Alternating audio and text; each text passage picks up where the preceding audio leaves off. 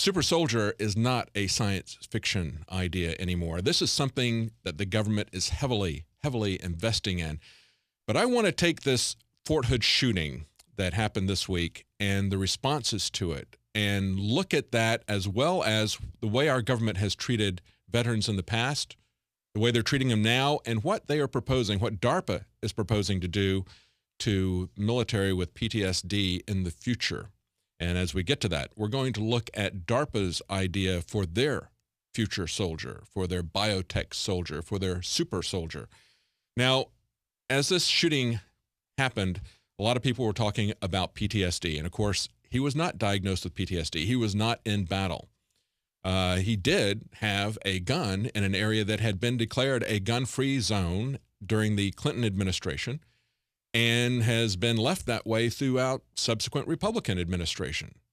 And of course, Obama is not changing that either. It shows the bankruptcy of the idea that here are people that we're going to hand not only sidearms to, but every kind of firearm, rocket launchers, tanks, you name it, missiles, but they cannot be allowed to have firearms to protect themselves, to protect others. That's absolute nonsense. And as I mentioned at the beginning of the show, that's the same kind of thinking that harasses airline pilots and tries to confiscate their nail clippers in the name of making the plane safe from terrorism. Okay, if you're going to take away the nail clippers from the pilots, if you're going to take away the sidearms from the soldiers on the base, that's just idiotic. It's just idiotic. If the person's a problem, they don't need to be an airline pilot or a soldier. But if they're there, they've already got the tools to do far more damage than what you're talking about taking away from them. Now, the thing that concerned me about this was as I heard a lot of conservative people saying that we need to get that these military bases, and this is a story that had a lot of local coverage here in the Austin area, as well as it being a national story because Fort Hood is not that far away. It's just a couple of hours away from Austin.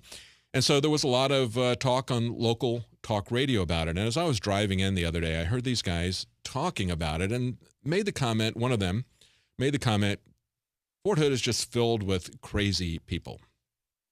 And the other guy, who was kind of a conservative, kind of pulled back and said, you can't say that. Not because he didn't think they were crazy, but because he wanted to find some more politically correct term to use. Look, this is the kind of trap that is the most dangerous kind of trap for gun control. And I've seen some people in the NRA say that we need to have psychological evaluation and permission from the government in order for anybody to have guns. This is something that's not going to just affect veterans. This is something that's going to affect everybody. The way that tyrannies in the 20th century preferred to get rid of dissidents, to get rid of any opposition, was to declare them as crazy. It's very easy to declare somebody insane. It's very difficult to prove that you are sane, especially when somebody has said that you're insane. Remember the movie One Flew Over a Cuckoo's Nest?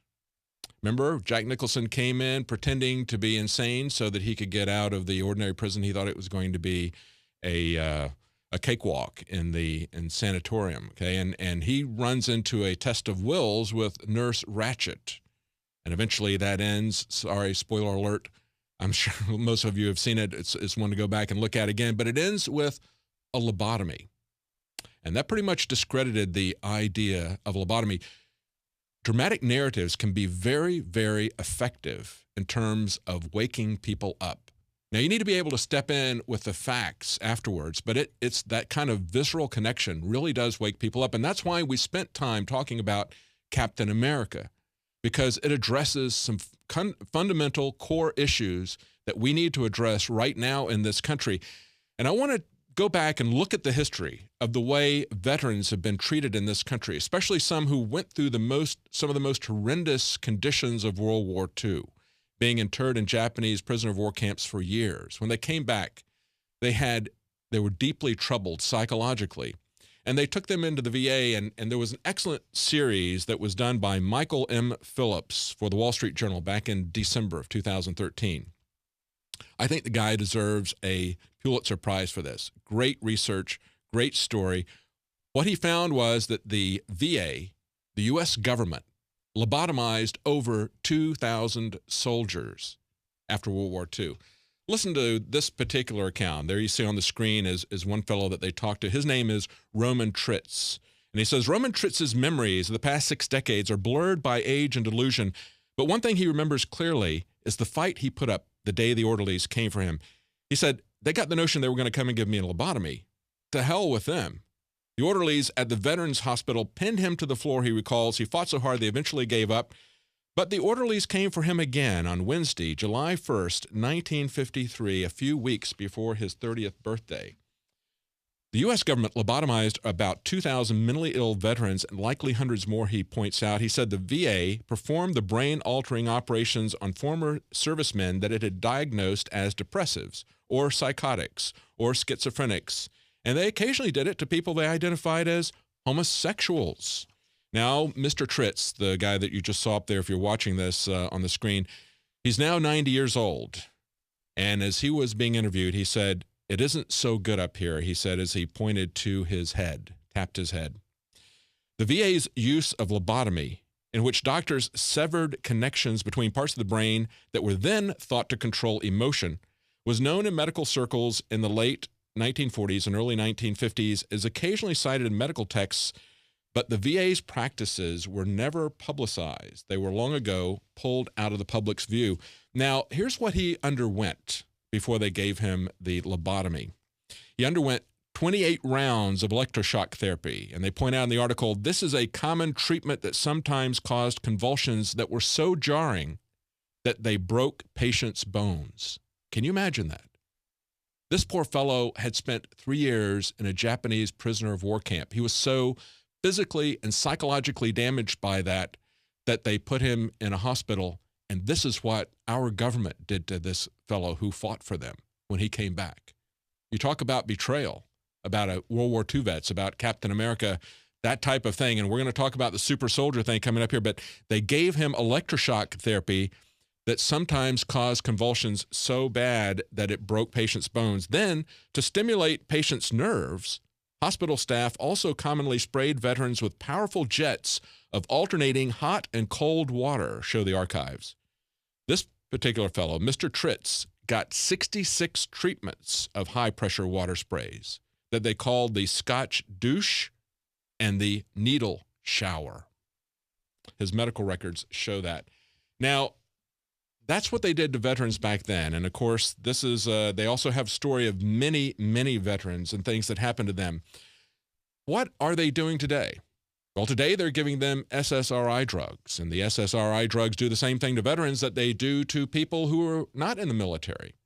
They make them suicidal. They exacerbate, in many cases, the medical conditions that they're trying to treat. They make people suicidal. They make them homicidal. They have them sleepwalking where they don't know what they're doing. They take actions that they are not aware of. Where are we going with this?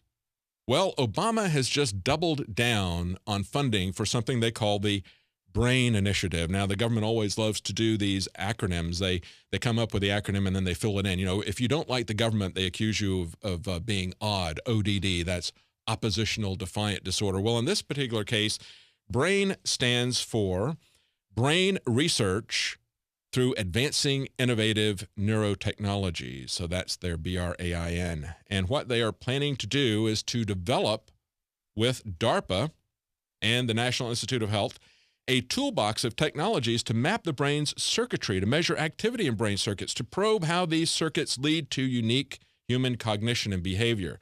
Now, of course, DARPA has said that they want to use this as a way to treat PTSD. They believe that they can go in and selectively delete memories, that they can go in and give you memories that did not previously exist. And this is the stuff that we have seen before in science fiction, isn't it? Philip K. Dick's Total Recall, where they give people memories that they didn't have before, playing with people's comprehension of reality, playing with their memories. Symbols are powerful, and the globalists have hijacked the symbols of America. They've turned them into their own symbols. Well, we are restoring the idea of the true republic, not the counterfeit globalist empire, by promoting the icon George Washington and others. That's why we're rolling out on 100% made in America line of incredible pro-liberty apparel. We are repopularizing liberty. We are helping fellow Americans rediscover what made this country great. We are the spirit of 1776. We are 1776 worldwide. We are all brothers and sisters in arms in the animating contest of liberty in the long march towards humanity's ultimate destiny of freedom. Visit MadeIn1776.com today and vote with your dollars to promote truly made in America, high-quality products, and promote the ideals of liberty. Hey, now you can watch The Alex Jones Show live as it happens at Infowars.com/show.